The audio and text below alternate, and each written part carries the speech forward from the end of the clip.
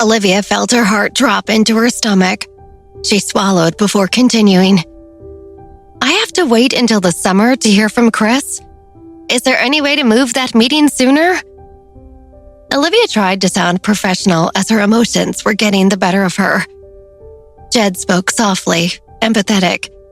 I can't do anything about that. The meeting of our alliance in the assassination world is held once every 3 years, and every time it is held at the end of the summer. There's no way to move it. Impossible. But Olivia just wanted to make sure that Chris was safe. Jed, if he's in trouble or something is really wrong, that's too long to wait to find out. Jed sighed. I know you're worried about him, but the relationship between Pluto and the Hunters has always been life and death. I can't even begin to describe the process we would have to accomplish to get them to agree to move this event. Olivia didn't know what to say. She felt her panic giving way to despair as she resigned herself to the idea that she was powerless in this situation. She had worked so hard to amass power and influence, but this was still a world in which she had none. Jed knew that she was struggling with what he had said and offered an option. Olivia, if I may, have you considered just coming here to look for him yourself? Olivia bit her lip. She wanted to go so badly. Ever since she talked to Sven on the phone that night, everything in her wanted to find Chris herself. She wanted to immediately fly to Norway or Finland to look for him personally. She wanted to see him safe and sound, to see him with her own eyes, to see his smile and hug him tight. But with all the dire problems piling up on top of her in New York, Olivia knew she couldn't leave. She couldn't abandon Confluence Technology, the park company, her dad, her mom, and all of her friends. Especially not with the dangerous Saibon Harney running around New York scheming. For the first time, she deeply understood the weight of all the responsibilities she had added to her life. She had become a teenager who took on gargantuan roles, some with life or death stakes, and she had enemies. That meant she could not fly away and take time off whenever it suited her. It felt unfair, and she felt like she could almost feel the physical weight of the binding she had chosen. So no, she could not leave New York to go look for Chris, because she had an invisible mountain pressing down on her at home. The days when she could act recklessly were no more. I can't, Cousin Jed. Olivia rested her head in her hand. You don't know how badly I want to, but I can't. Jed nodded. I'm not surprised. I don't think it's possible either. With everything else, Auntie Victoria is in a cast. Wait. Olivia frowned. How do you know she's in a cast? Do you know what happened here? Huh? Jed froze. He realized he had given away something he had not meant to reveal. He stammered. Jed Park. Olivia's words thudded out, heavy and foreboding. Do you want to tell me or not? Jed took a deep breath. Okay, it was 2 nights ago when Victoria called Grandpa Andrew. I happened to overhear their conversation. Olivia's eyebrows were knitted together. Now she had a new concern. Does my mother know about what's happening at Confluence? Her gaze drifted toward Morgana, who was sleeping soundly in her office couch. She shook her head. It was likely that Morgana had mentioned to Victoria what was going on. They spent a lot of time together. Yes, she knows, Jed admitted.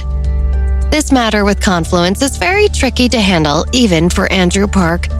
But we're looking into whether we can help the situation or not. This kind of forged evidence seems to be threatening, but it is actually a paper tiger. It looks scary, but probably won't hold up to scrutiny. We just need to find the one weak point where we can puncture it and make the whole thing collapse. That makes sense, Olivia replied, thoughtful. Although she was upset that her mother knew, she had to admit it felt good to have the Park family behind her. Jed crossed his arms, feeling guilty about the conversation thus far. You know, you don't have to worry too much about Chris. Chris is the heir to the Jones family in the U.S., and his family has a lot of reach in other countries. They won't do anything reckless with him, he said, remembering something. I think we may even have spies in some very nearby countries. I will ask them to pay attention to his whereabouts." "All right, thank you," Olivia replied, feeling grateful. She could hear in Jed's voice that he wanted to help as much as he could. "It's great to hear that you might have people over there who can keep an eye on him." "Of course," Jed answered her, his eyes full of sadness. "Make sure you get some rest, Olivia. I know you have a lot on your shoulders." Olivia appreciated his acknowledgement. "Thanks, Jed." They each hung up. As Jed lowered his phone, he turned to Andrew Park, who, unlike Jed had told Olivia, sat in an armchair only a few feet away, scrolling on a tablet. "Grandpa, why didn't you want to talk to Olivia?" Andrew did not look up from the device in his hand. "I was too lazy to answer it." "You were too lazy?" Jed's mouth dropped. He had never heard his grandfather speak that way. He was confused, especially watching Andrew idly scrolling as he said he was unable to pick up an urgent phone call from a family member. Andrew sighed. "I did not want to answer Olivia's call."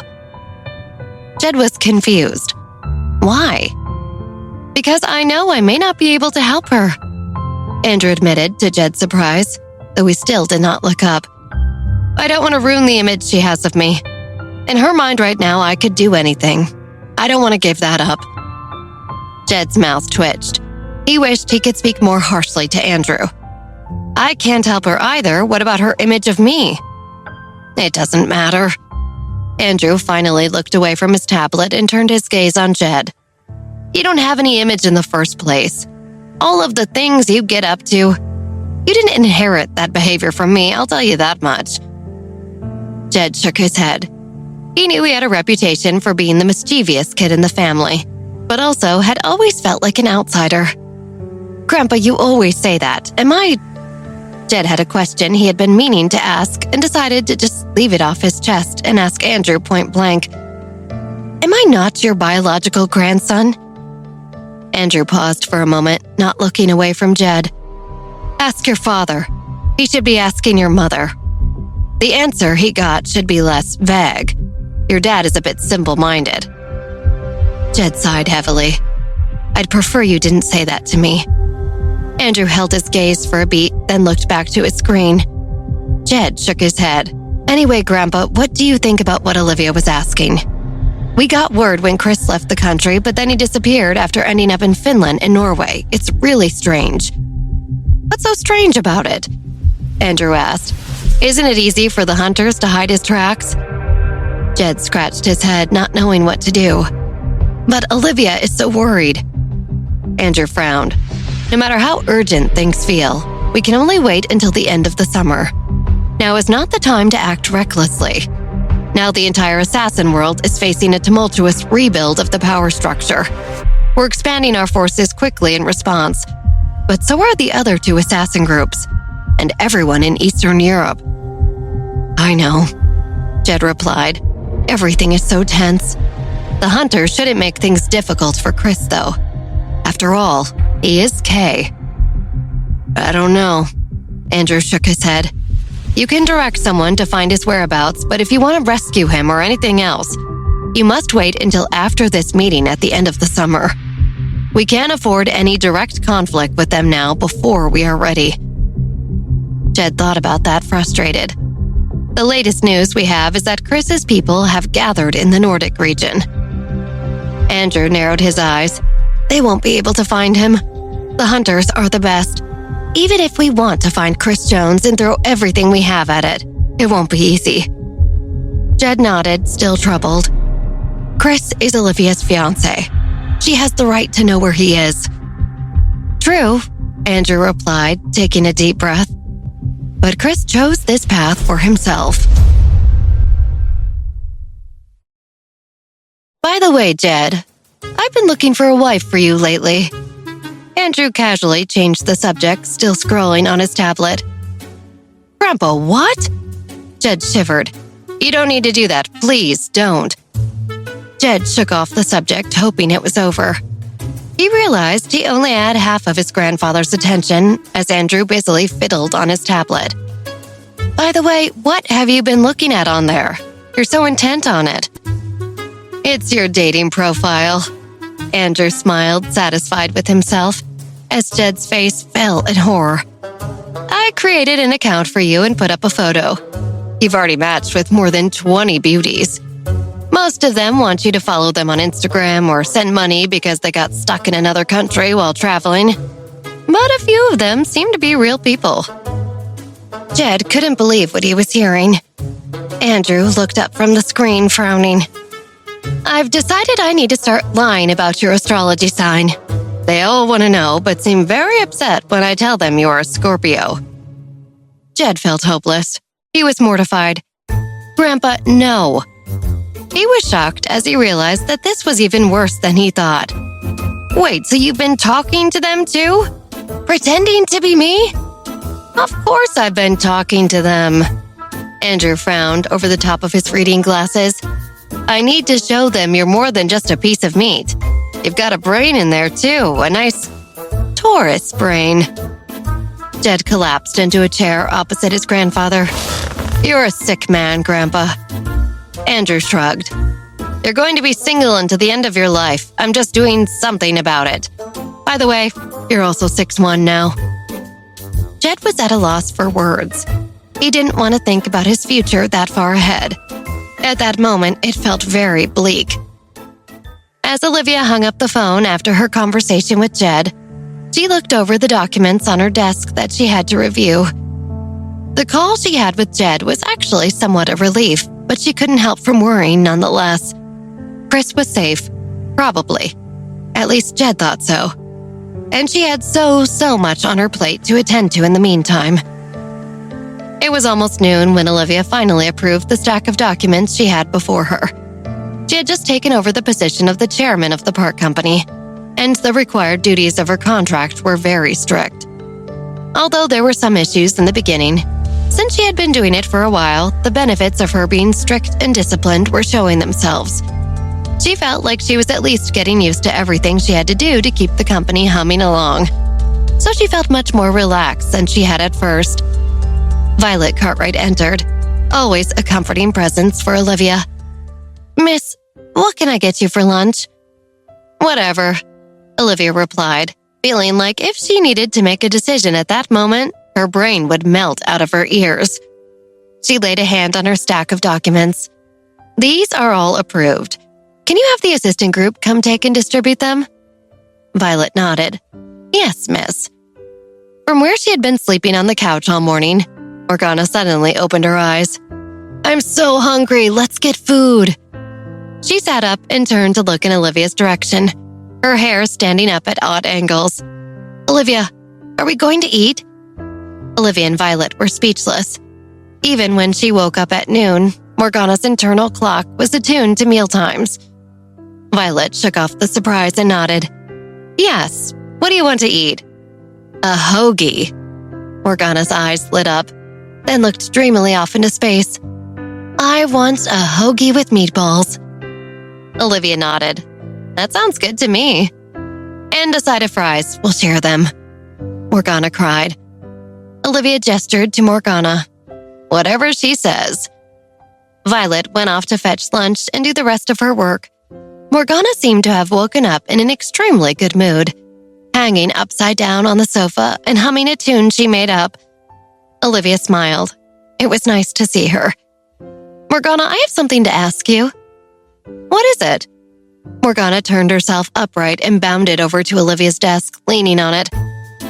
I want to ask you, Olivia began with a smile that was a little threatening, how my mother knows about what's happening with our plagiarism lawsuit.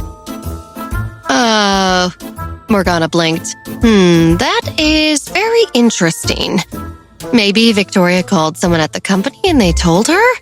Morgana thought that what she said was a flawless way to get herself out of trouble. She nodded, satisfied. I think that makes the most sense.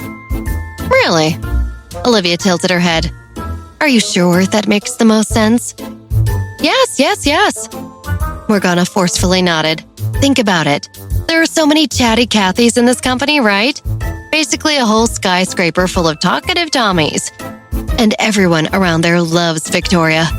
They tell her anything. So I think it's possible. Olivia narrowed her eyes. Are you really sure? Morgana gulped. Yeah, I am.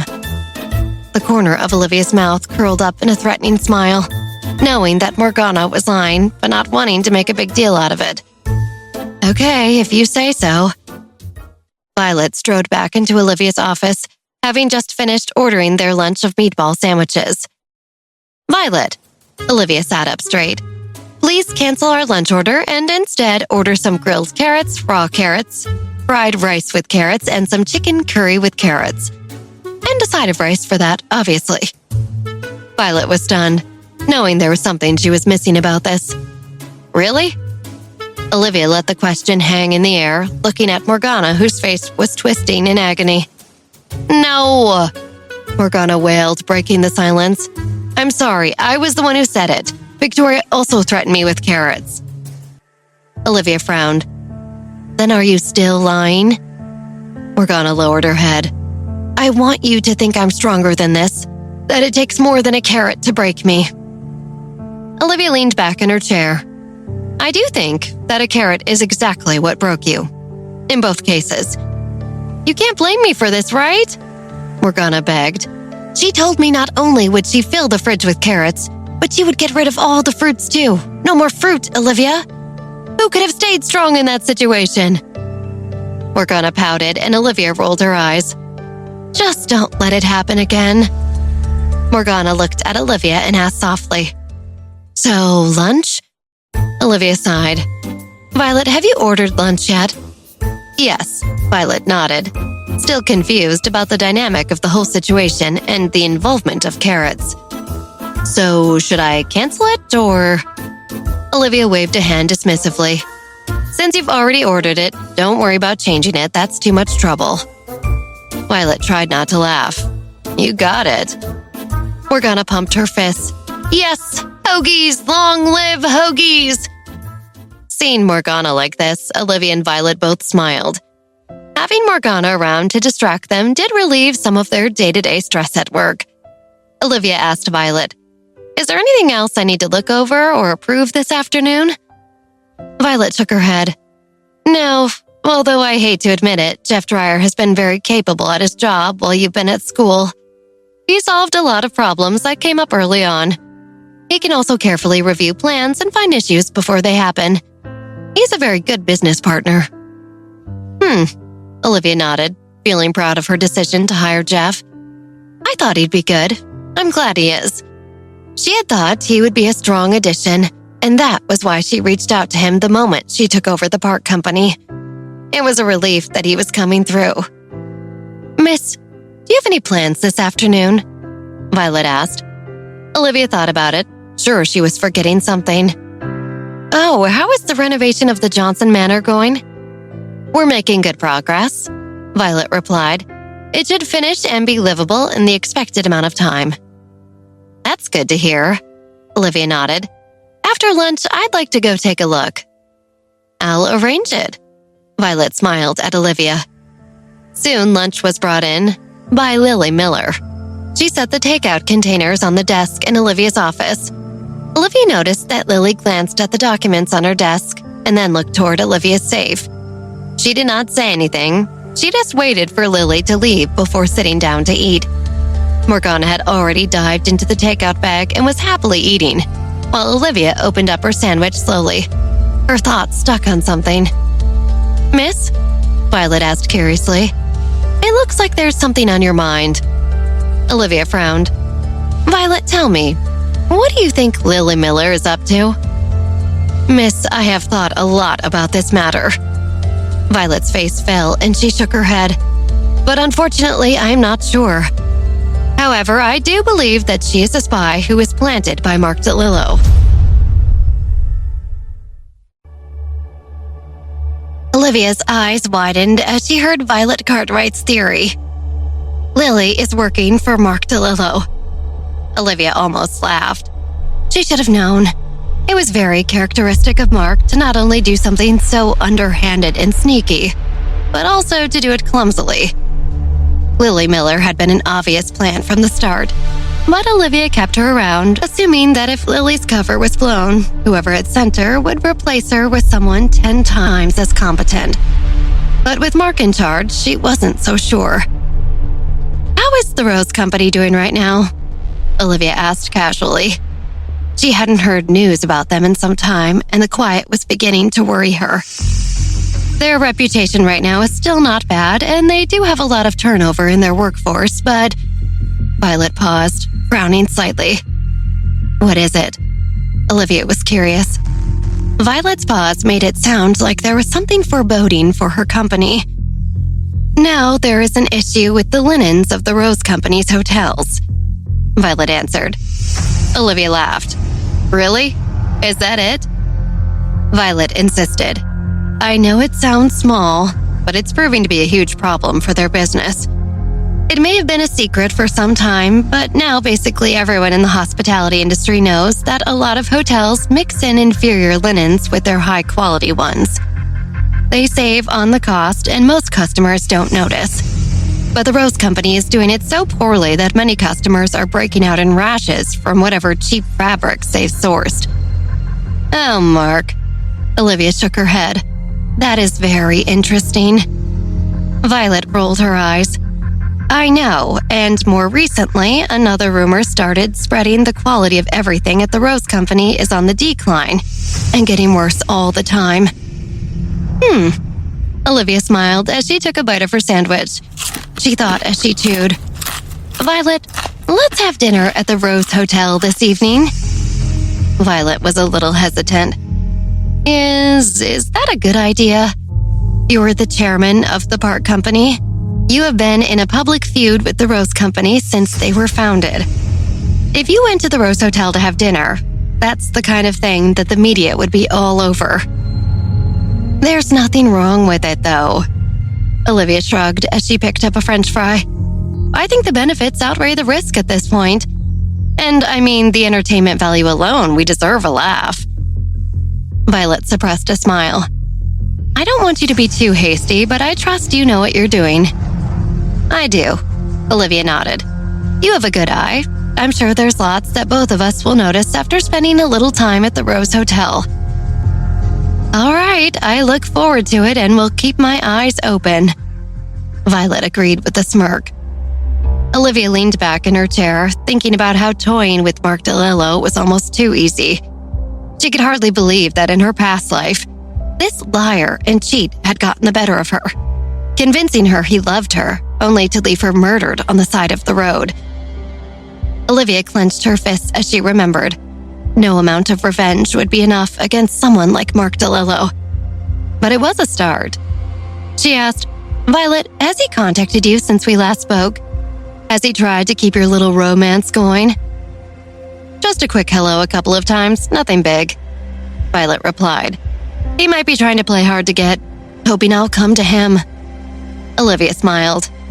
"Keep things alive with him, which I know you're good at. As long as Lily Miller has nothing to bring back to him, he will definitely have his eyes on you." "Understood," Violet answered with a nod. There was a knock at the door. "Come in," Olivia called out, digging back into her food. Jeff Dreyer stuck his head in the door and glanced at Morgana and Violet, taking extra care to seem as though he had not looked at Violet and was not bothered by her presence. "Oh, I'm sorry to bother you. Are you eating?" "Yes, Jeff, but come in." Olivia waved him over. "I just heard from my assistant that you were here today." He entered tentatively, avoiding eye contact with Violet, who stared him down. She enjoyed how uncomfortable she made him and always made sure to toy with him whenever she saw him. "Yeah, I've been working since this morning," Olivia nodded. "Have you eaten? Do you want anything?" "I haven't, and I just came to a good stopping point in my work." He walked over toward Olivia and looked at her meatball sub. "That does look delicious." Olivia wiped her mouth. "It is delicious. Just dangerous to eat in this blouse." She turned to Violet. "Could you order something for Jeff to eat? We have to feed him. He's a growing boy." "Certainly. I would love to." Violet turned to Jeff, taking a step toward him. Alarmed, he finally looked at her. "What would you like to eat, Chef Dryer?" she asked, with the faintest hint of inappropriate double meaning in her voice, but subtle enough that she had plausible deniability. Being a trained assassin who was only pretending to be an assistant had its perks, like the freedom to make Jeff wildly uncomfortable. Jeff glanced away, frustrated with himself for letting her get to him. He looked back at her impatiently. "Just a normal lunch is fine, whatever." "Okay," Violet responded, crystal clear. She smiled. When she got the better of him, it made it easier to help him with work tasks. "Can you warn me about what you're getting before you get it? I'm not sure how much I want to spend," Jeff added. Violet looked away and laughed. She shook her head helplessly and walked out of the office with a grin. Jeff's cheeks flared red. Olivia saw every bit of that interaction and the way those two volleyed tension back and forth. But she was happy to let Violet handle it how she wished, hoping to get his mind back on work. She asked, "So, Jeff, how have you been?" "Not bad. Overall, everything is running as smoothly as can be hoped in the circumstances." He moved to sit, then noticed Morgana sloppily chowing down on her meatball sub. He stepped back to where he had been, choosing to stand instead. He brightened, remembering something today. "Oh, by the way, my mother keeps reminding me that she wants to have you over for dinner." "Oh, she wants to have a meal?" Olivia asked, playing dumb. "How nice." Olivia did not think she would enjoy that, seeing as Jeff had abandoned the family business to join her, and she knew his parents had an opinion on that. "Yes," Jeff replied, scratching his head in frustration and confusion. He had asked Olivia about this a few times, and she had never given him a straight answer. But his mother was persistent. She asked about it every time he saw her. "I really don't have much time these days," Olivia said evasively. She sighed, resigning herself to the fact that she would not be able to outrun this one. "Let's set it for sometime this summer. I'm planning to hold a big dinner party and can invite your mother when I put that together." Jeff nodded gratefully. "That sounds wonderful. Thank you so much for including her. I'll let her know that's what you're thinking." He looked very relieved. "How has school been going for you lately?" "Not bad," Olivia nodded. "All of our practice AP tests have just started, but they have us do them one at a time, so it's been pretty manageable. That's why I've been so MIA around here, though." Jeff realized for the first time how weary Olivia looked. "If there's any way I can help you study, please let me know anytime." Olivia smiled. "That's so sweet of you. Thank you so much." She remembered that the last time she caught up with Jeff, he was slowly working on winning over Jared Nevin. "Is there any news from the Nevin family these days?" she asked. "No, there isn't." Jeff shook his head. "Jared has been in touch, but there haven't been any big updates." Olivia sighed. "No news is good news right now." Grandpa Jake Nevin could be considered a big world mover and shaker, but he was in the throes of terminal cancer. "I suppose so," Jeff agreed. He was not aware of what was going on with Jacob Nevin and was a bit surprised by Olivia's attitude. Olivia looked sadly out her window at the city. "Let Jared know that if he needs any help, you're there for him. I would also love it if he came to my place for tea sometime. I'm sure he's having a really hard time right now." "Sure, that's a good idea," Jeff nodded. He thought of something. "Oh, also, Jared just told me that he was going to meet someone at noon, a person known as Thorns." At the mention of Beatrix Cooper's alias, Olivia froze and looked straight at Jeff. "You said Thorns?" "Yes, that's him." Jeff looked befuddled at the odd name.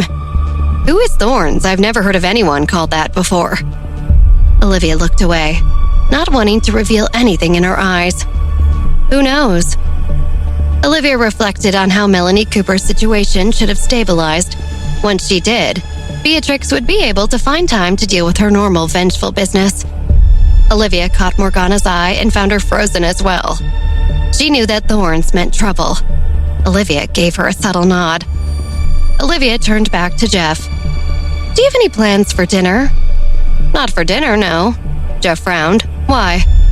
Olivia folded her hands on her desk. "I'm going to the Rose Hotel for dinner tonight. You and Violet Cartwright will come with me." "The Rose Hotel?" Jeff looked alarmed. Olivia, I don't know if that's the best idea.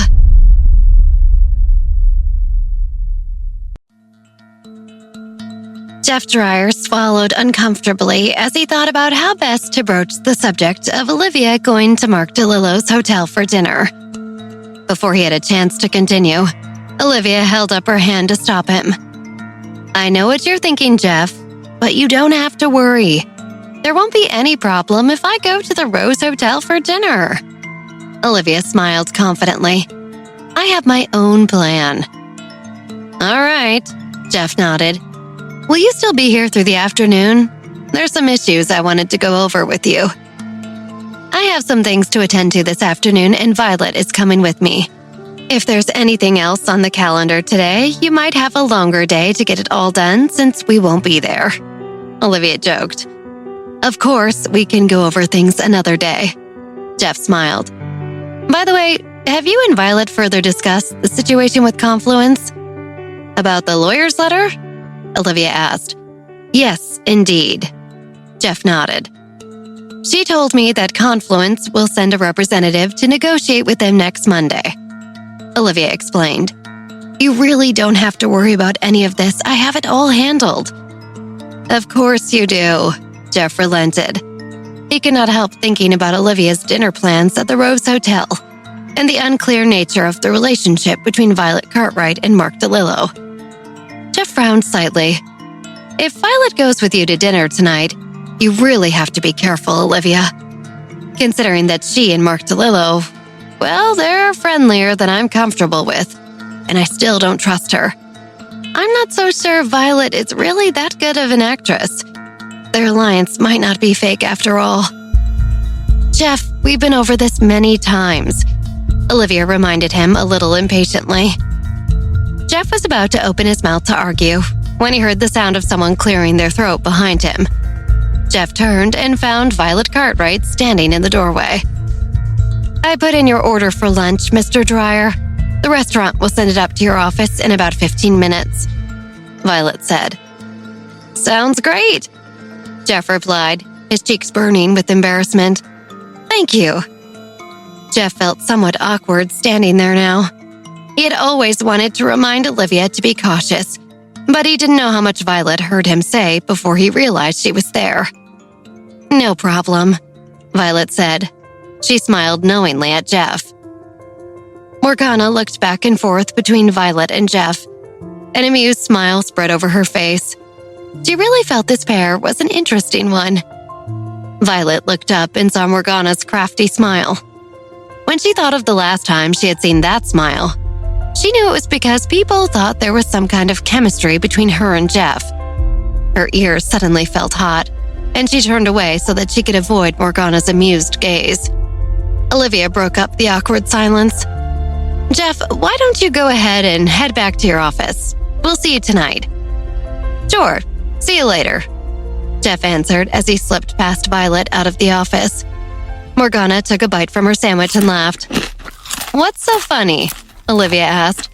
The food is very delicious, Morgana said, dodging the question as she picked up a French fry and shoved it at Olivia's face. If you don't eat these right away, they'll get cold. Time's a-wastin'. Morgana is right. You should hurry up and eat now that Jeff Dreyer is done interrupting you. If you don't finish your lunch, it will get cold. Violet's cheeks were slightly red. She wanted something to think about other than feeling embarrassed about Jeff. Right. Olivia nodded and quickly took a few bites while Morgana watched. After Olivia was done eating, she thought of something that stunned her. Miss, Violet brought a cup of hot water and placed it on the table. What are you thinking about? Thorns, Olivia answered with a deep, faraway look in her eyes. I've been thinking about why Thorns looked for Jared Nevin today. What did she want from him? She turned to Morgana. How is the research on half of the venom antidote recipe going? You know, the one that was written on that piece of human flesh? Do you have any new information? I do. I was going to wait until after you were done eating, but I might as well tell you now. Morgana nodded. Morgana put down her fork and knife and became unusually serious. Olivia, I think you really need to be more careful about this. The antidote is actually for counteracting a venom insect known as a marrow worm. They're a type of extremely ruthless poison worms that feeds on the human bone marrow of a live human host. When I was young and just starting to learn, I once heard from my teacher that it takes 3 days of feeding on the bone marrow to become a full adult worm. But it must be bone marrow from the same living human every day. It's yucky, even for me. Wait a minute. Olivia interrupted Morgana's explanation. Marrow worms? Why would the half of the scroll that Beatrix stole be instructions for marrow worms, and not a recipe for poison like we thought? Didn't Atticus say that this antidote was for a poison? Once they are fully grown, marrow worms are more dangerous than any poison, Morgana explained. Violet frowned. You have to feed them human bone marrow? Yeah, bone marrow has blood stem cells, and it is a big part of the immune system that releases white blood cells to fight infection, Morgana said. The worms have to get the marrow from the same person within a 3-day period, and it can't be from anyone else. Isn't extracting bone marrow a straightforward procedure nowadays? It's not as dangerous as it used to be, I thought. Olivia considered. Thanks to today's modern medicine, at least. Morgana bit her lower lip awkwardly. This venom has a history of at least thousands of years. Then what makes this more difficult? Olivia asked. You cannot use any kind of anesthesia while you extract the marrow from the vertebrae. Morgana continued. Administering any drugs of any kind to the human host will instantly kill the insect larvae. You can't use anesthesia while you extract the bone marrow? Violet repeated weakly. Her face had turned ghostly white. Violet thought about how many nerves the human body had around the vertebrae. One wrong move during a procedure could cause someone to be paralyzed permanently, or at least severely disabled.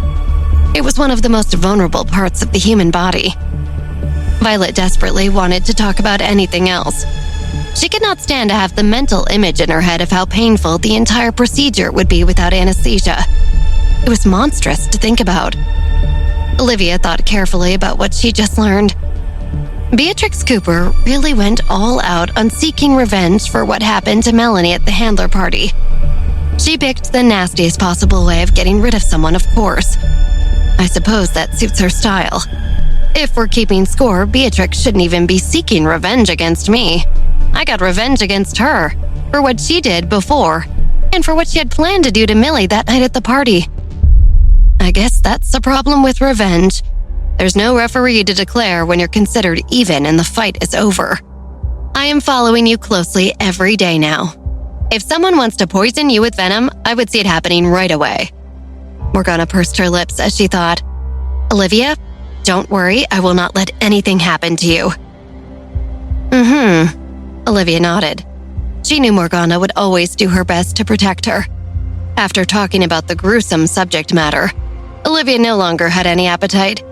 She forced a few more bites down before wrapping up the rest of her sandwich and announcing she was done with lunch. Meanwhile, at a swanky restaurant in the middle of New York City, Beatrix Cooper raised her own wine glass and smiled. Cheers to our future alliance. Cheers. Jared Nevin raised his glass and clinked it against Beatrix's. When the red wine hit her throat, Beatrix flushed faintly. It was far from her first sip that day. Jared put down his glass and quickly said, Miss Cooper, you drank quite a bit today. Let me take you home. Sorry it took up so much of your time, Beatrix said. She was in a particularly good mood now that her conversation with Jared had gone so smoothly. The Venom King had also told her that the marrow worms were almost ready. It had really been a perfect day for Beatrix. Things were looking up. She also enjoyed Jared Nevin's polite behavior, and she relished working with someone who was smart and could follow plans, as opposed to the astounding idiots she was used to wrangling. Life for Beatrix was finally looking up. After Jared dropped Beatrix off at her home, he drove away and could not wait to call Olivia. He had to get home so he could contact her as soon as possible and report that while Beatrix was tipsy, she mentioned the biggest thing Olivia had been investigating, the mysterious man. Olivia would definitely want to hear about this.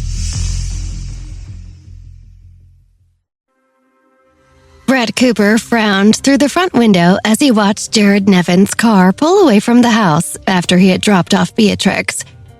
Between Beatrix and her sister Melanie, Brett could not understand how he had raised such foolish daughters. Just when he thought they had hit rock bottom, their decisions only seemed to get worse. First, Beatrix rebuked his plan for her to marry the successful Mark DeLillo, and now she appeared to have set her sights on Jared Nevin, the lesser of the two brothers. Any woman with any sense knew that Jake Nevin, the heir to the Nevin family, was the brother to go after, while Jared was the younger, completely powerless brother. Any shred of faith Brett had in his daughters to save the family's financial situation was gone. They were even more useless than he had thought. If he wanted to save the family from ruin, he was going to have to take matters into his own hands. Beatrix walked into the house, up the stairs, and opened the door to her room. She immediately heard her mother Erica's voice. "Melanie, you barely ate anything all day long. Aren't you hungry?" Erica pleaded with her sickly daughter, who looked more frail than ever. It made Erica's heart ache to see her daughter physically suffering so much. She regretted all the years of not prioritizing her own daughter's well-being over their security and not paying more attention to them. She felt it was the biggest mistake of her life. "I'm not hungry." Melanie weakly shook her head. "When is Beatrix coming back?"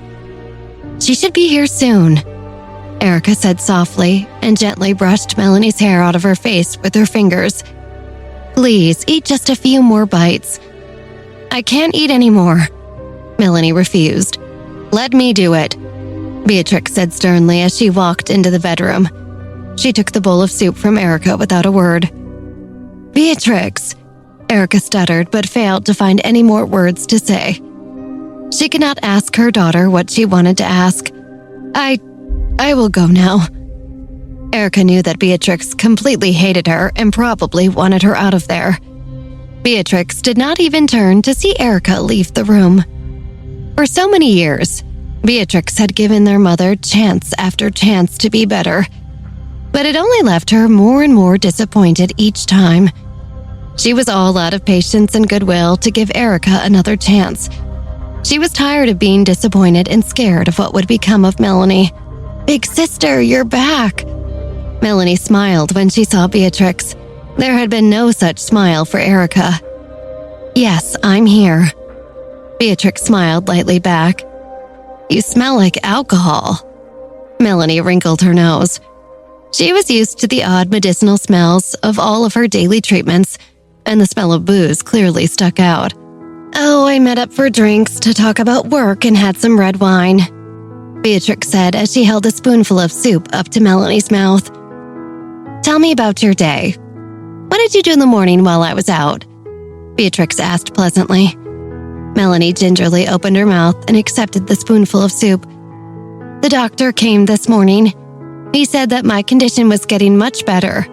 If I continue with another full treatment cycle, he thinks I will be able to completely beat my addiction." "That's fantastic." Beatrix smiled and offered Melanie more soup. She had also noticed that Melanie's withdrawal symptoms were no longer as intense as when they started. Even so, she could see that Melanie still struggled. Beatrix and her sister had survived so much together, and she was glad she could be the one to care for her now. "Beatrix, once I am completely recovered, I will go back to Europe. Then I will buy a house as soon as I can and we can both live in it together. I will work very hard until I do," Melanie said, her eyes glistening and resolute. Her eyes looked like beautiful gems that had never been tainted by the harsh world. They were full of happiness and hope for the future, in stark contrast to her pale, gaunt face. "I know you will," Beatrix smiled at Melanie. There was no sacrifice Beatrix was unwilling to make for her sister to be well and happy. "You need to move to Europe with me as fast as you can," Melanie insisted. Beatrix nodded her head, scooped up another spoonful of soup, and fed it to Melanie. She thought about how in such a short amount of time, Melanie had been destroyed by the drugging. On top of that, the treatment drugs took a great toll on Melanie's body as well. She was wasting away before their eyes. Beatrix knew that it would take years before Melanie would make a full recovery, if she made a full recovery. She thought about how she could join Melanie after work was done in the U.S.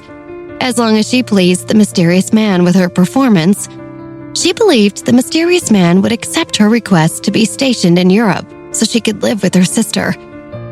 Beatrix looked at Melanie and felt conflicted. She had not had a decent night of sleep in days. Melanie's withdrawal episodes had no pattern or predictability. Sometimes they would strike at noon, and sometimes it was in the middle of the night. Early on, Melanie's symptoms flared up 5 to 6 times a day. Since then, the number of episodes had gradually gone down, little by little. She had not experienced any withdrawal symptoms in the last couple of days, in fact. After Melanie finished eating the entire bowl of soup, Beatrix tucked Melanie's blanket up around her shoulders. "Sleep well for at least a while," Beatrix said affectionately. Melanie reached out her hand and touched Beatrix. "Could you stay with me for a bit?" "Of course." Beatrix nodded and crawled into the bed beside Melanie. Melanie immediately embraced her older sister, relaxing into her arms. Smelling the faint scent of alcohol on Beatrix's breath felt surprisingly comforting. "Try to rest," Beatrix said as she gently gazed at her sister's sickly face. Melanie kept her eyes closed as she spoke. "Beatrix, you want to get revenge for me, right?" "Yes," Beatrix answered. Her eyes flashed with malice. "Don't worry. I swear to make Olivia's life even worse than death." The corners of Melanie's mouth rose into a soft smile and she drifted off to a deep sleep. Beatrix waited until Melanie had been completely asleep for some time before she quietly extracted herself from the bed and left the room. She nodded to report back to the mysterious man. She had made progress with Jared Nevin, and soon the Nevin family's power would be accessible to her. After she took out her phone and dialed the number, Beatrix dutifully reported the events of the afternoon to the mysterious man. "Thorns, you did well," the man's low voice on the other end of the line spoke. "Is there anything else I need to do now, sir?" Beatrix asked. "You just need to lay low for now," the mysterious man instructed. "How is Melanie?" "She is already much better," Beatrix answered. She did not share the true nature of Melanie's condition. She had only told him that she had a broken leg that needed tending. The mysterious man had helped Beatrix get under-the-table access to Melanie's treatments. Melanie took sedatives, pain medications, and the occasional other helpful substances. "Good," the mysterious man replied. "She will be recovering from that type of injury for a long time. Just let her rest as much as she can. There is no need to rush back to school. I have already submitted paperwork for a leave of absence for Melanie." "Melanie, Beatrix hesitated. She was unsure of how to proceed, but she soon replaced her reluctance with determination. Melanie said she still wants to move back to Europe. Beatrix knew that she needed to deal with Olivia. Olivia was very clever and cunning, and she likely knew that Melanie was Beatrix's biggest weakness.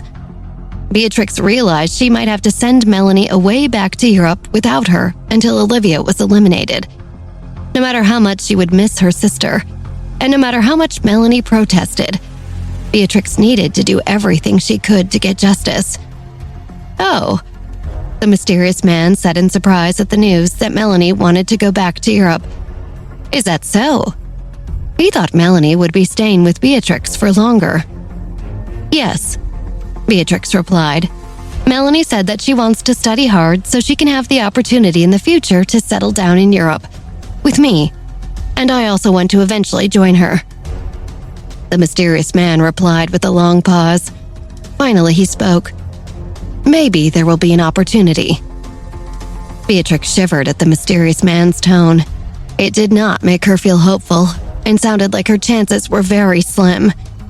Even if the odds were against them, it didn't mean there was no chance at all. Once she gained the mysterious man's trust, their chances of success would improve. Beatrix believed that no matter what, as long as she was alive, there would still be a chance for it all to work out for her and her sister. They just needed to take it one step at a time. After discussing a few more business matters, the mysterious man hung up the phone. After Beatrix put down her phone, she glanced out the window. Beatrix knew more than ever that for the sake of her own and Melanie's future, she must continue to work hard. Just then, a loud scream came from Melanie's room. Beatrix's heart froze with dread. After she struggled for nearly half an hour with a new wave of withdrawal symptoms, Melanie's body was drenched in sweat. Her soaked pajamas clung to her skin, and her damp hair stuck to her clammy face and neck. She looked near death. The bedsheets were twisted into a mess, and the comforter was in a tossed heap on the floor. Melanie had knocked the vase on her bedside table to the ground in her uncontrollable thrashing. It was hard to see her like this. "It's all right, it's going to be fine, you're okay," Beatrix said soothingly as she hugged Melanie tightly and kissed her forehead over and over to comfort her. "It's okay, it's over now." Melanie sighed, deeply exhausted. "I feel a little better now." "See, I told you." Beatrix laughed in spite of her worried heart. She slowly relaxed. She was relieved that Melanie's episode was less severe compared to the past. Melanie had not begged for death as she had early on in her recovery, but she still became delirious for some time. "Beatrix!" Melanie gasped when she saw the bloodied bite marks on Beatrix's arm. "Did I bite you again?" She groaned, consumed with guilt. "It's nothing." Beatrix waved it off and reassuringly stroked Melanie's cheek. "I'm fine. I know you didn't do it on purpose." "I'm so sorry." Tears came to Melanie's eyes. I can't control myself. I'm sorry." "It's all right. Listen to me," Beatrix said firmly as she gently wiped the tears from Melanie's face. "This is not your fault. You were not in your right mind and you did not know what you were doing. You were very brave. So brave. And remember what the doctor said. You're going to get better very soon. You're well on your way. It won't always be like this. Soon, this will all just be a bad memory." Melanie sobbed and nodded. "Does it hurt?" she cried. "No." Beatrix shook her head. The pain from the bite was nothing compared to the pain in her heart over her sister's suffering. Beatrix sighed and hugged her sister. She felt how thin and bony Melanie had become. Melanie felt so frail that Beatrix feared she might break into her embrace. Sorrow gnawed at Beatrix's heart. Melanie did not like to see the pained expression in her sister's eyes. She promised herself that after she recovered, she would definitely live her best life and never take anything for granted. She would never let anyone hurt her again. Beatrix carried Melanie into the bathroom and turned on the water. After it was warm enough, she lowered Melanie into the bathtub and let the water run over her. She peeled off her sweaty pajamas. "You'll feel better after you take a hot bath." Melanie nodded her head weakly and leaned her head against the edge of the tub. She did feel much better under the warm water. She closed her eyes and allowed her body and mind to relax.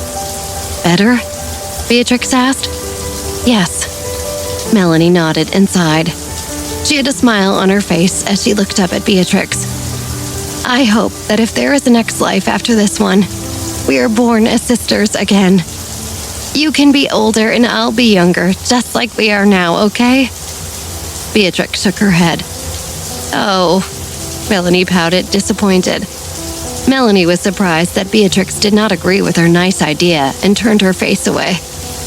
Beatrix had a complicated expression on her face. "What I mean is, if there is a next life, I don't want to be born exactly as we are."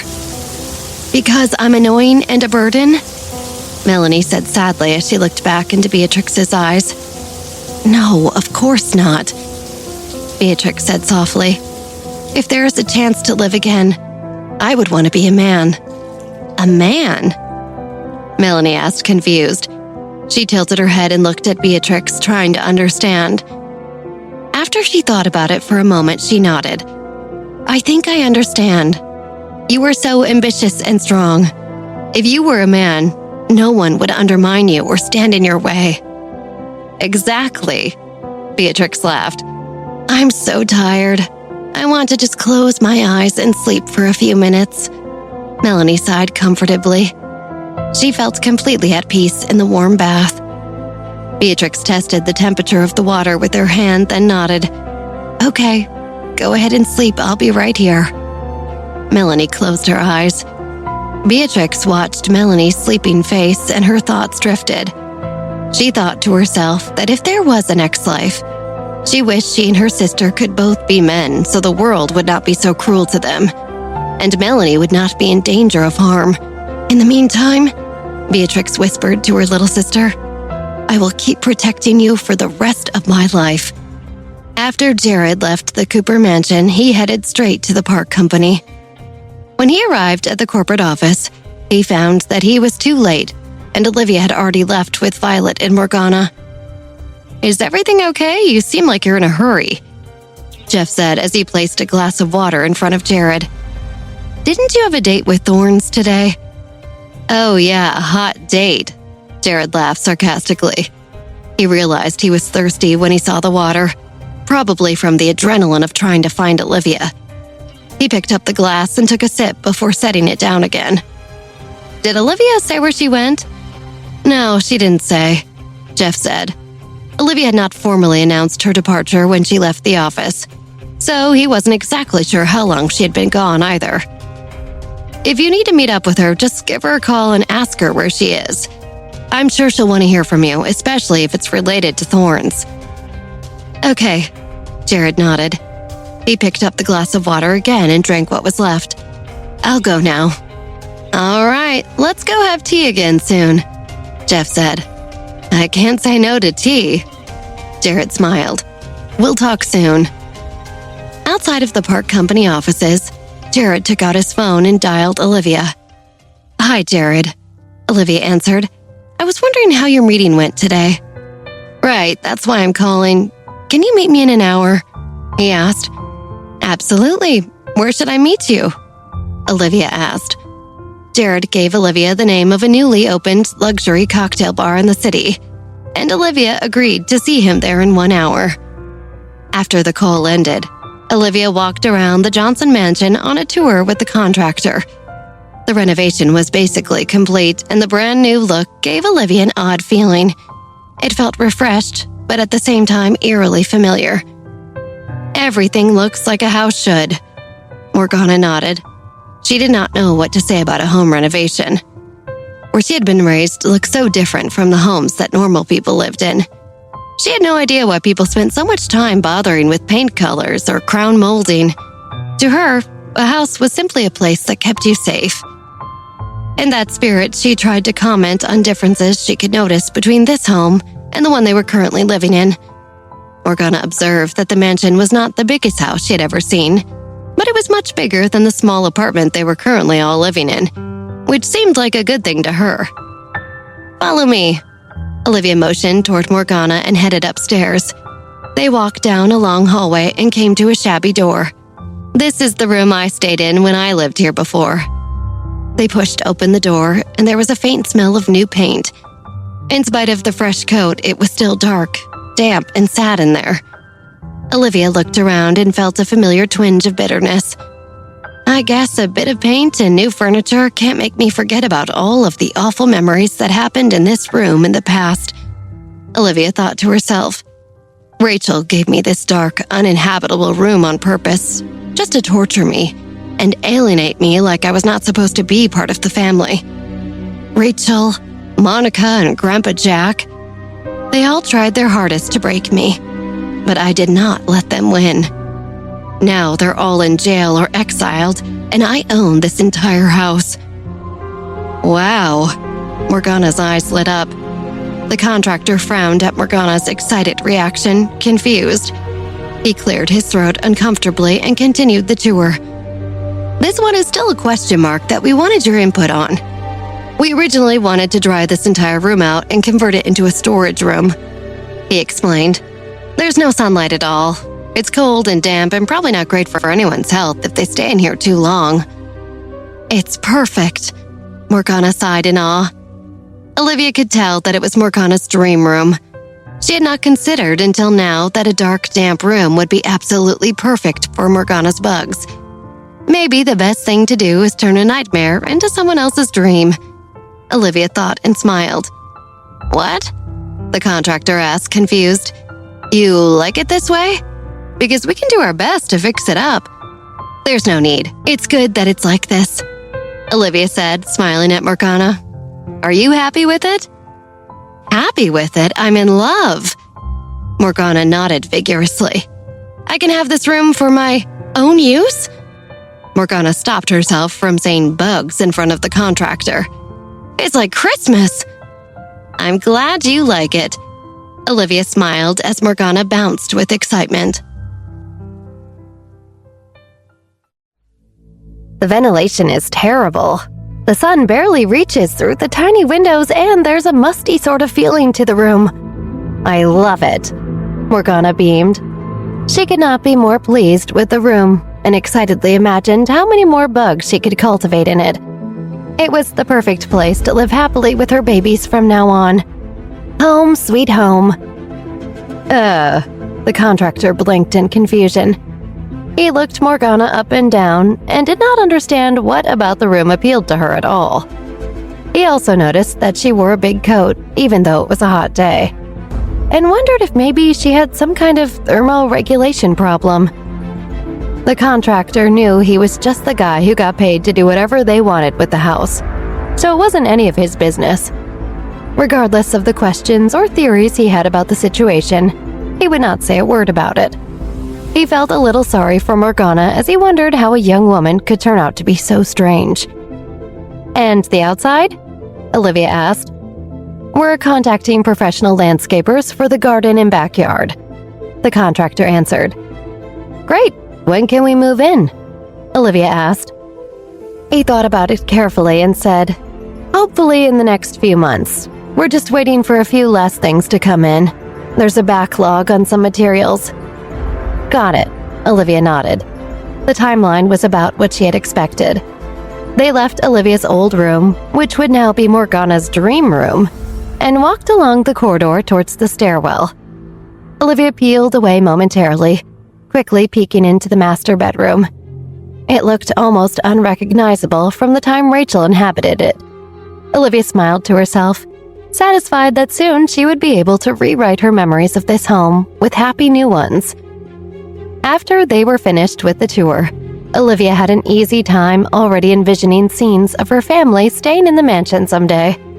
She imagined them all comfortable and having many happy moments together.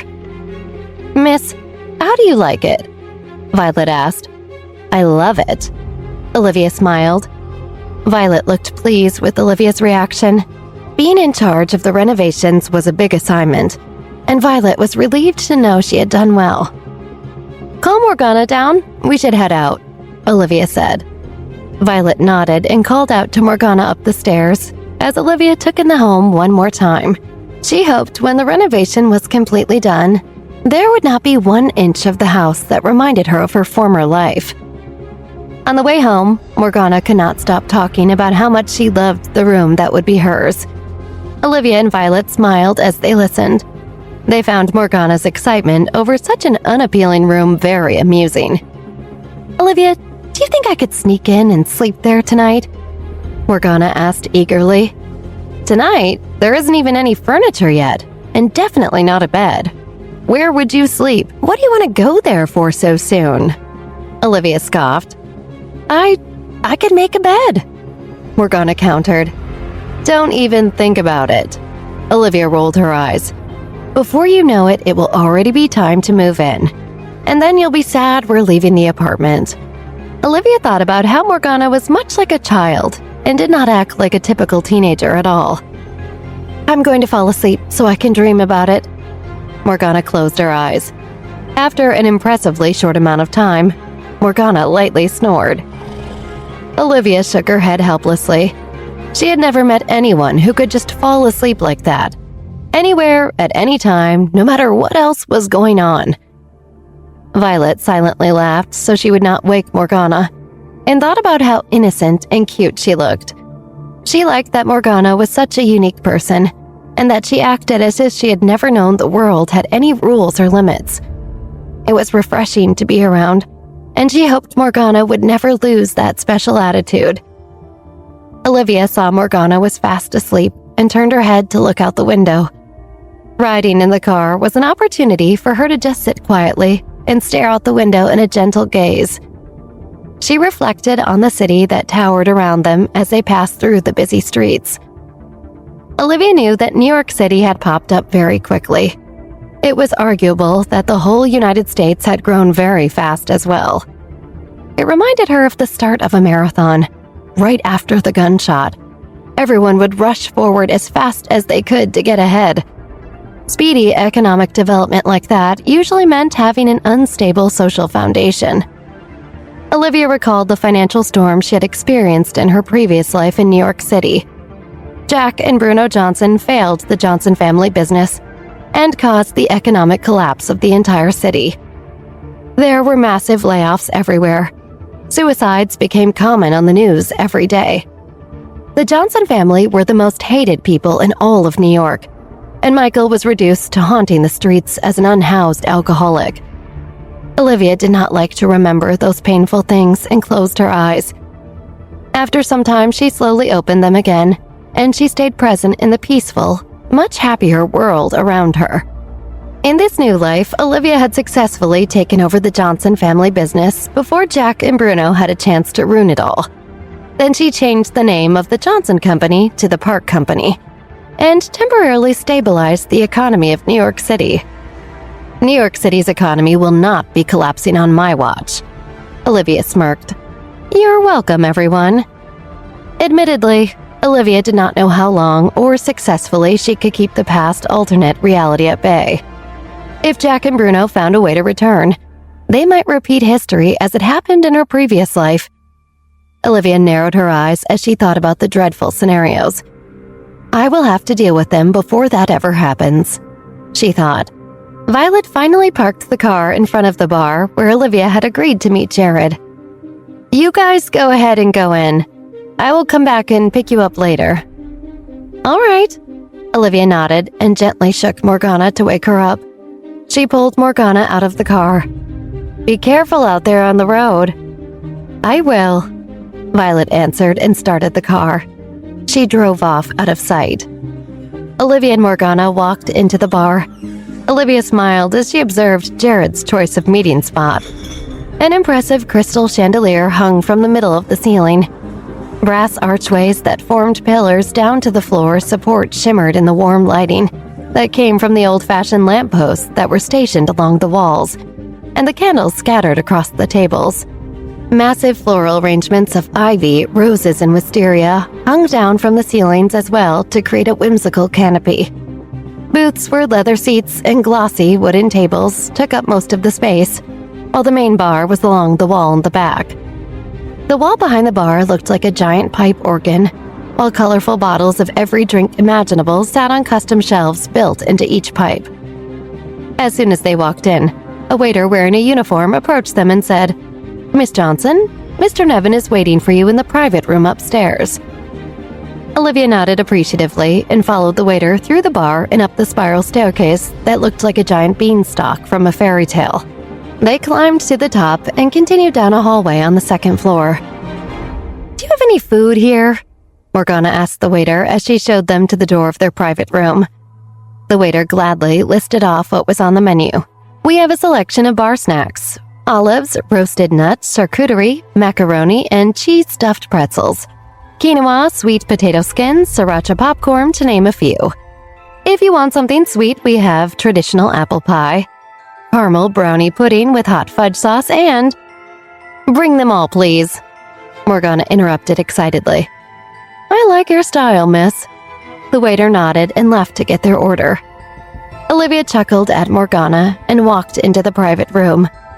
She recalled that Morgana was always hungry and never drank alcohol, so ordering all of the food made perfect sense.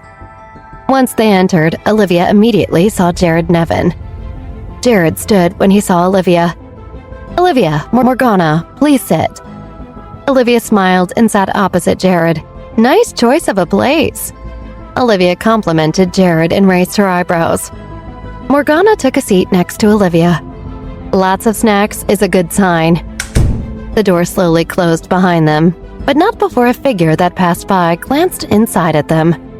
The person stopped short with a surprised look on their face and watched until the door gradually finished closing. Georgina, what are you looking at? A girl with her hair in pigtails asked curiously. Nothing, Georgina answered. She turned around and frowned slightly. Georgina was almost positive that she had just seen Jared Nevin with Olivia Johnson. She wondered why those two would ever get together, then wondered if he was the one betraying the Nevin family. Georgina knew she had to tell Jake Nevin about this immediately. Unaware of the spy who caught a glimpse of them just outside their private room, Olivia and Morgana settled into the space with Jared.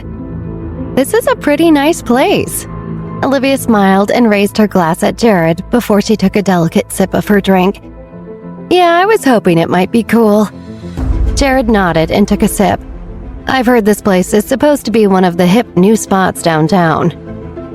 Do you know all of the cool new spots? Morgana asked. Jared laughed. No, I actually happen to be friends with the owner of this place. He was my classmate when I studied abroad, but he quit school and went right into the restaurant business.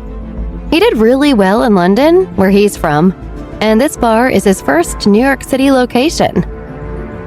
Oh, Olivia nodded, then leaned forward conspiratorially. You didn't call me up to meet in person just to drink, right? You're very right about that. Jared smiled. I wanted to meet with you because I met up with Thorns this afternoon. I heard from Jeff. Olivia raised an eyebrow and took another sip of her drink. At first, she thought her drink might not be sweet enough, but after a second, the flavor fully bloomed and she pursed her lips with satisfaction. She took another sip. Here. Morgana leaned over and offered them a large hunk of cheese from the charcuterie board. You have to try this Gruyere. It's Gruyere. We might need some bread, though. I am unstoppable. I'll ask for some. Jared reached out and pressed the server call button that was on their table. Almost immediately, their server appeared. Could we get some more bread, please? Jared asked politely. Of course, right away. The server nodded. By the way, Olivia looked Jared in the eyes sympathetically and continued, How is your grandfather doing? His last follow-up was looking really good.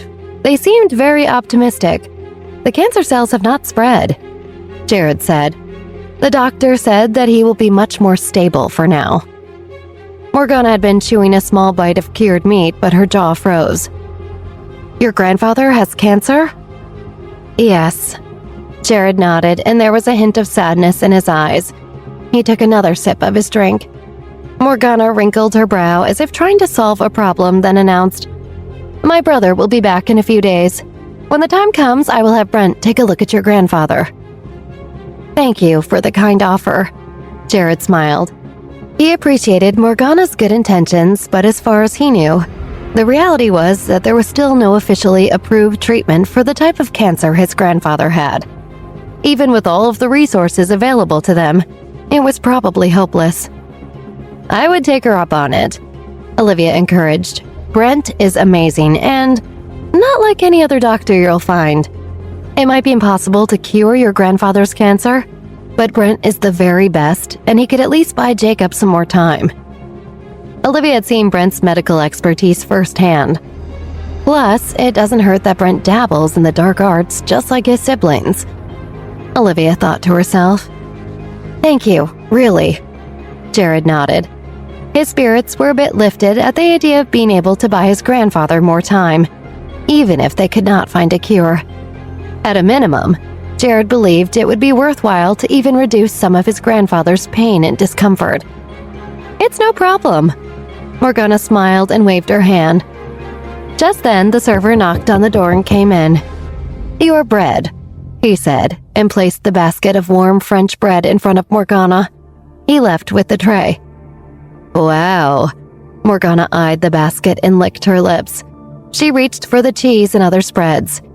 You guys go ahead and talk about your plotting and stuff. Don't mind me. I've got plenty to do here.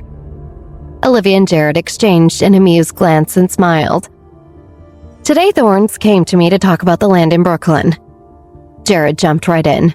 She wanted me to go in on purchasing land with her. I had a vague guess about that. Olivia nodded. She had already acquired a lot of land in Brooklyn, and so has Mark DeLillo. It looks like they want to create some sort of monopoly in the area. Exactly, Jared agreed. She talked about everything from commercial housing to business space and whole shopping malls. She had a lot of ideas. That's a lot of money. Olivia narrowed her eyes. Whoever the mysterious person backing Beatrix is must be really loaded, Olivia thought. It is, and I figured she wanted my help financially, but she made it sound like she already has the funds to pull it off, Jared explained. Then she said if I agreed to go in on it, she did not need me to invest any funds of mine at all. She just wants my name on the land deeds. She's only interested in your name? Olivia narrowed her eyes and seemed to piece something together. She looked up and asked, Did she say when she needed your help with this operation? In 2 or 3 months, Jared answered. She also mentioned a multinational company to me, but it was secretive. I figure it's where her funds must be coming from. She had someone big behind her. She didn't give me any details, and I did not want to ask yet. I didn't want to seem too curious. 2 or 3 months, huh? Olivia frowned at first, but then smiled. So she wants to buy up large amounts of land and take in New York City to build her own base camp. Olivia recognized that it was a very similar plan to the one Chris shared with her. Thinking of Chris suddenly made Olivia's heart hurt. She missed him terribly and struggled not to worry about him constantly. She had been fairly distracted, but just one thought could send her right back. That is what seems to be her plan, Jared agreed. The government has rules that limit land purchases so that no individual can have too much control. She'll be aiming for the next batch of land up for auction. That's right, and she's trying to have the perfect loophole for that rule. They'll be the main opponent when I bid this time. Olivia pursed her lips and took another sip of her drink. She tried to stuff down the uneasiness and worry about Chris that threatened to spill out. She looked up, and her expression was no longer as calm and collected as before. Jared noticed Olivia's distress and looked concerned. Is something wrong? He asked kindly. Oh, nothing. Olivia shook her head and tried to wave it off. I just thought of someone. Can I ask whom? Jared asked. Olivia hesitated, but she looked at Jared's genuine look of concern and felt strongly that she trusted him. It's my fiancé. He's missing. Back at the Nevin mansion, Georgina jumped out of the car and rushed to the house to find her cousin Jake. She could not wait to tell him the news of what she had just seen. She ran past the maid who greeted her and hurried up the many stairs to his bedroom. Through the closed door, Georgina heard loud, angsty music. She knocked on the door. Jake! She called out. The music continued uninterrupted, and Georgina concluded Jake must not be able to hear her. Jake! She yelled louder and banged on the door. At last, Georgina heard some stirring inside the room. Then footsteps stomped towards the door. The door suddenly swung open, and Jake poked his head out angrily. What do you want? He yelled harshly over his own blasting music before he realized who it was. It's me, can't you turn that down? Georgina asked and folded her arms impatiently in front of her chest. This was not the usual impression she had of Jake, and she found it a bit annoying. Jake's eyes widened as soon as he recognized Georgina. He immediately shifted his expression to what he hoped looked much cooler. Although he had been angry with Georgina and her mother after hearing the way they spoke about him in the hospital, he still couldn't help but want to impress his cousin. He hurried to his sound system and turned it off. Hey, I was not expecting you. Do you want to come into my room? Jake, you're so naughty. Georgina giggled a little bit, always trying to flatter him in case she ever needed something from him. But I actually have something big to tell you. What is it? Jake asked. You're not going to believe this, but I was just out and happened to see Olivia meeting with someone in a private room there. Georgina said dramatically. Yes, so what? She meets with people all the time. She's the head of a giant company. Jake shrugged. He secretly wondered if this was Georgina's idea of big breaking news that was worth interrupting his angry music time. I know, but it's about whom she was meeting specifically. Georgina's expression changed then. She tried to look as serious as possible, but no one could see how much she relished in sharing this type of information. Olivia was there with your brother, with Jared. I saw them with my own eyes. As Georgina continued to tell Jake about Jared and Olivia, Jake's face grew paler and paler. He felt as though his heart had dropped into his stomach. He clenched his fists at his sides and began to shake with rage. I knew it. Jake seethed through his gritted teeth. Suddenly, an eerie calm came over Jake and he laughed to himself. What are you going to do? You seem not as upset as I thought you might be. Georgina asked breathlessly. Oh, don't worry. I know exactly what I'm going to do. Jake shrugged matter-of-factly. I'm going to kill my brother. Georgina's eyes went wide. She had been excited to tell Jake the news about his brother's dangerous liaison with Olivia. But she couldn't tell now whether Jake was being serious when he said he was going to kill Jared. Jake's eyes darted back and forth as his mind moved a mile a minute. Georgina, are you sure you saw Jared out with Olivia Johnson? Jake asked her, deadly serious. Something he had suspected for so long could be true, and he had a witness. Of course it's true, Georgina cried, offended. I saw it with my own eyes. I'm not a liar. I'm like 1,000,000% sure. Jake frowned. I worried he was colluding with her somehow, but I'm still disappointed. He's better than her. What a low-value woman, and what an idiot he is for getting seduced by her. Georgina reflected on what she saw and what it must mean for Jared to sink so low. Jake, do you think Jared has gone crazy? Not only do you hate Olivia, but isn't she a Park? I thought the Parks were enemies of the Nevins, and to think Jared went on a date with her. There are so many women in New York City. Is he just so desperate that he lost his mind? Jake started pacing. Don't make assumptions. We need to move carefully.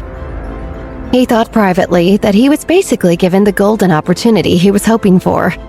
He needed to make good use of it to get things back on the right track between him and his grandfather.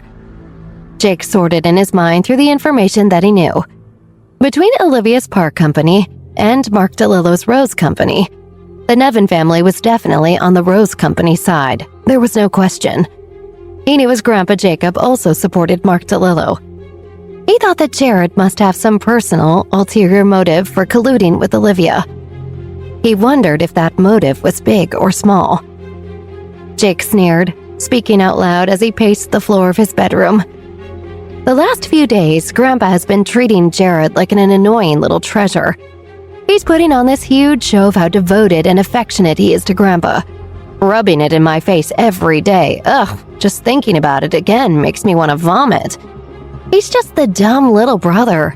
He has nothing in his arsenal besides sucking up. And he thinks that will get him on top and take me down? Georgina nodded, not quite in the loop on all of this. Yeah, totally. Jake shook his head, still ruminating out loud, but to himself. Maybe sucking up is all it takes now that Olivia's involved. And they're working together to take me down? I thought I was crazy for thinking so, but that would be so crazy if that's actually what's happening. How dare they? Georgina chimed in. I know, right? This beast, Jake spat. I can never let that underhanded little worm get what he wants. Jake made up his mind and finally stopped pacing. Georgina, come with me to Grandfather's study. Georgina blinked. She was actually a bit afraid of Grandpa Nevin, and had been since the very first time she met him as a small child. Oh, are you sure? Do we really need to go find Grandpa right now? He always treated Georgina and Jake pretty well, but he always came off as fierce and serious to her. She didn't like it. What she was most comfortable with was her mother's doting, and she vastly preferred that. She couldn't deal with a crotchety old man like Jacob Nevin. Of course we have to go find him. Jake's eyes flashed with a murderous look. We can't let Jared's slimy scheme succeed. Georgina nodded, unsure what kind of scheme Jake was talking about. Oh, okay, I know. Such an evil scheme, he's so annoying. I'm the future patriarch of the Nevin family, Jake added. Just do what I say and I'll take care of it. She nodded again, thoroughly lost but grateful for the clear instruction. All right, she replied. The two of them walked out of Jake's room through the halls of the Nevin home. Jake strode confidently, and Georgina crept hesitantly behind him. They approached the door of Grandpa Nevin's study, and Jake rapped twice on the enormous carved wood doors. Grandpa, are you in there? Come in, Jacob responded from inside. Jake and Georgina looked at each other. Georgina's eyes full of fear, Jake whispered, It'll be okay. She nodded. He pushed the door open, and the two of them walked in. Grandpa Nevin sat at his desk, putting aside the sheaf of documents in his hand. He looked sternly at them over his reading glasses. Grandpa, Jake addressed him with a nod. Grandpa Jacob frowned. What's wrong? Is something the matter? He turned to Georgina. Does your head still hurt? She almost jumped backward as he addressed her. No, not anymore, she replied in a small voice. Well, sometimes when I lie on it in a certain way or hit that spot when I'm brushing my hair. His expression did not change as she babbled. Hitting your head is very serious. You need to rest well, he advised, sounding like he was scolding her. Yes, totally, of course. Thank you, Grandpa. She nodded vigorously. He shifted his gaze from Georgina to Jake. What are you two here for? Jake cleared his throat and pushed his shoulders back. Grandfather, Georgina went out with a friend today and accidentally bumped into Jared having a private meeting with a lady whom I think will be very disappointing to you. Private meeting? Grandpa Nevin frowned deeper. He knew that Jake had been very competitive with Jared lately, and did not like the tone in Jake's voice. Jared is nearly 18 years old. It's not strange for him to go out on a date. Jake smiled slyly, knowing the following information would blow his grandfather's mind. He also felt extra bitter at the fact that his grandfather was still defending Jared. But I think it matters who he is dating, Jake replied cryptically. Well, who is it? His grandpa asked impatiently. It's Olivia, Georgina blurted, excited to gossip. Grandfather, I saw it with my own eyes, I swear. Grandpa Nevin was stunned. Who? Jake smiled. Olivia Johnson from the park company. After Georgina told me, I felt like we had to come straight to you. Grandpa Nevin was at a loss. He thought Jared was so smart and wise behind his years. He couldn't believe that he would date Andrew Park's granddaughter of all people. Jake's heart swelled with happiness at his grandfather's reaction. I always felt that after Jared came back to New York, he seemed to have changed into a different person. He doesn't respect his elders or his family and is in a bad mood a lot of the time. He goes out at night and I don't know who he's with. Well, now maybe I do. Jacob listened to his grandson's words and fell into deep thought. Georgina chimed in. This Olivia is definitely a person to worry about. She might be aiming for something. If Jared and Olivia were together, she might be trying to get something from the Nevin family. She might be trying to change and acquire the entire Nevin company. Grandpa Nevin suddenly slapped his desk and glared angrily in Georgina's direction. What did you say? Georgina was so shocked by his reaction that she forgot. I don't know. She was very afraid of her grandfather, especially when he was angry. I don't remember. Jacob rolled his eyes, looking weary. Jake was delighted to see his grandfather so angry and jumped in. Grandfather, what she said is not unreasonable. Jake was so excited that he decided he needed to strike a killing blow that day to his brothers standing in this family. He added some extra details to the story to make sure. Grandpa, Olivia is very ambitious. To put it bluntly, she took out Jack Johnson, her own grandfather. She got Michael Johnson to turn his back on his own family. It was all under the guise of some stupid gaming company, and then, bam! She took over Jack's corporation and forced him out of the country. Grandpa Jacob became increasingly worried. If Olivia could defeat Jack Johnson, then Andrew Park must be helping her. That would also make sense as to why she changed its name to the Park Company. He wondered if Andrew Park really wanted to come back and get revenge on the Nevin family that ruined him years ago. A bead of sweat rolled down Grandpa Nevin's temple. Jake felt like it was his birthday, Christmas, and the 4th of July all in one. Grandfather Jared is young. We all know what is going on. I'm afraid he will insist on working with Olivia even though he knows what she's after. Watching his grandfather's mind working, Jake sauntered over to his desk. But Jared isn't Evan. Even if he's completely under her spell, he wouldn't risk the life of our family. Would he? Grandpa Nevin frowned at Jake. Well, are you saying you think he would? Jake shrugged with a smile. I mean, we all know he wants to run this family. If he can't, maybe he wants to ruin it instead. Georgina smiled, piping up. Yeah, he can't just be thinking with his downstairs. She quickly corrected her initial wording. He's probably gunning for Jake's position in the family. Grandpa Nevin crossed his arms, shaking his head, full of regret. He felt so tired. Jake, call him and tell him to come back home immediately. Jake smiled, pleased. Yes, sir. Jake gleefully dialed his brother's number on his phone. Finally, things were going his way, and he couldn't help but take pride in the fact that for once, Jared's sucking up wouldn't be enough to save him.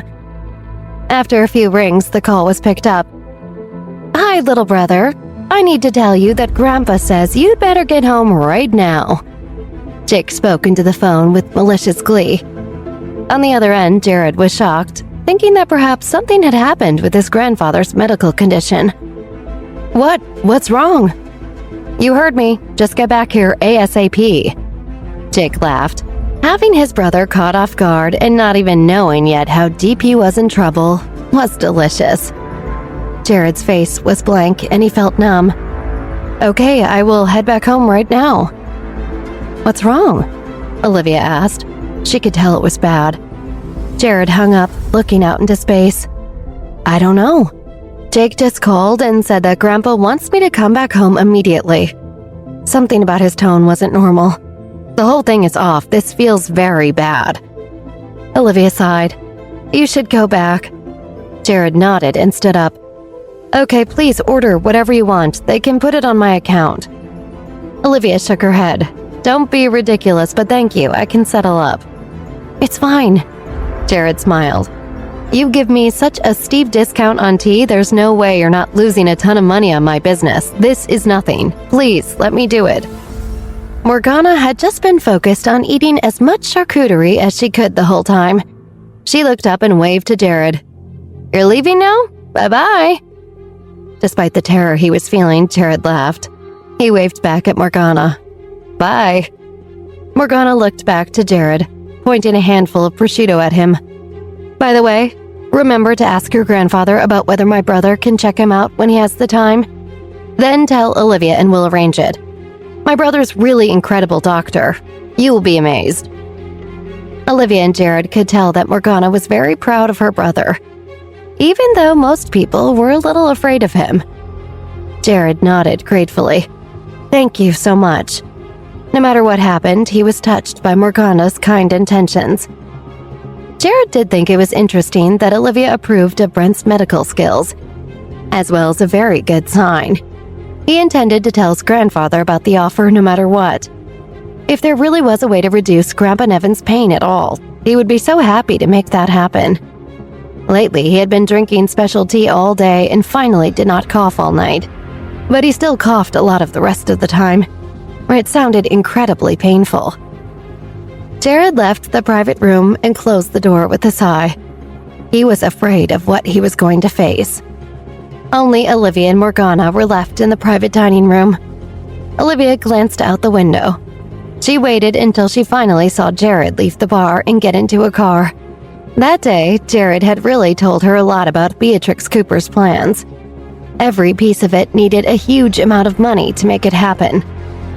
Olivia thought with concern that the mysterious man must really be rich. She assumed he might even be rich enough to rival the spending power of an entire country. She was nervous about what they were up against. However, it seemed that if Jared wanted to get in touch with that mysterious man personally, he still had a long way to go. They needed to take things one step at a time. Olivia's phone buzzed in her pocket, interrupting her deep thoughts. She took out her phone and checked who it was. She frowned and hesitated for a while about whether to pick up the call as her phone continued to buzz. But she realized the person on the other end might have news she needed to hear. She answered it. "Chef Theodore, long time no see." She greeted him cheerfully. Chef Theodore was smiling on his end of the line. "Olivia, it has been a long while since you've called me." Olivia's mind ran through all the things that were going on that she couldn't tell him about. "Oh, I didn't want to disturb you," she replied amably. She thought about whether Chef Theodore might know something about Chris Jones' disappearance, especially since he himself was located in Northern Europe, where Chris went missing. But given his tone, Olivia assumed he had no idea his young nephew was currently missing. Olivia did not know if she should be the one to tell Chef Theodore about Chris going missing. He wasn't young anymore. Olivia did not know whether he could physically take the stress of that kind of news. Sven also had not given her any definite news. She realized with a shiver that he might ask her about Chris and how he was doing. She wasn't sure what she would have the heart to say. "Do you have any plans for the end of summer?" Chef Theodore asked. Olivia's heart skipped a beat. Summer. The end of the summer was when the Assassins' Union meeting was supposed to convene, and she was hopefully going to have news about Chris. But of course she couldn't say that. Chef Theodore was oblivious to her inner turmoil. "Yes, the end, August-ish. There's a cooking exchange meeting at the end of the summer this year. It's held by me and a few old friends. I would love it if you participated. But I know you're so busy over there. Are you interested?" Olivia pressed her lips together. Master, I am sorry. I think I might have already made plans around that time." If Sven did not come through with finding Chris before then, she would have to attend the Assassins' Union meeting. There wasn't anything else that would be more important than that. Chef Theodore's voice took on a hint of loneliness. "I see, that makes sense, and I know it's a big trip to come out here. Besides, you're about to finish high school, but I was hoping to introduce you to a few old friends." Olivia blinked, suddenly realizing that this could be a very fortuitous opportunity. "Wait a minute. Chef, where is the cooking exchange meeting going to be held?" His voice lifted. He felt hopeful by the shift in her tone. "Up here, in the northern area of Europe." Olivia knew what she had to do. It was too good of a coincidence. "I'll go. I'll be there." He was about to reply but paused for a moment. "Really? What about your plans? You want to come after all?" "Forget those plans," she grinned, happy that she could at least make Chef Theodore happy if nothing else. He didn't have to know that she had ulterior motives for going. "See you at the end of summer, Chef." "Yes, I'll see you then." His lilting accent was cheerful and full of joy. "Practice your knife skills. Don't make your mentor look bad." She laughed. Of course, he hadn't forgotten that knife skills were a weak point in her chef repertoire. "I will, don't worry. Even though I'm so busy, I've been making breakfast most days. So I've always got that time to practice at least." He nodded. "All right, not bad, not bad." They said goodbye to each other and hung up the phone. After finishing their call, Olivia let out a long sigh. She was relieved that Chef Theodore didn't ask her to tell him anything about how life was for her recently. Across the city, Jared entered the Nevin family home to find the air still and foreboding. He felt like he was waiting for a trap to spring shut onto him around every corner. "Young Master Jared," a maid said, startling Jared. He jumped, and she looked away, embarrassed. He ran his hands over the front of his shirt, smoothing it. "Master Jacob is waiting for you in the study upstairs," she explained quickly and hurried away. Jared nodded, walking the rest of the way up to his grandfather's study like a plank. He knocked on the door and gently opened it. "Grandpa, I'm home." He found Grandpa Nevin sitting behind his desk with a dead serious face. Beside him, Jake and Georgina Crawford sat in armchairs with evil smiles on their faces. Jared knew that those smiles spelled bad news for him. He closed the door behind him and walked straight up to his grandfather. Grandpa Nevin eyed him coldly. "Where were you just now, Jared?" Jared decided he would play innocent. "I didn't go anywhere. I bought a friend a drink." Jake sneered. "Friend? Oh, that is hilarious." Georgina pouted. "Jared, you better tell us the truth. I saw it with my own eyes. You were with Olivia Johnson in a private dining room." Jared looked at the three of them with a confused look on his face. "I don't understand what you mean. So what, you saw Olivia and I in a room? What does that mean to you?" Jake looked Jared up and down in disgust. "You don't have to lie anymore. Grandpa already knows everything. Just admit what you did." Jared's heart was beating out of his chest. It was his own mistake that he allowed himself to be spotted by Georgina Crawford. But that didn't mean that she, Jared, or his grandfather knew about the full extent of his partnership with Olivia. Or did they? Jared gulped.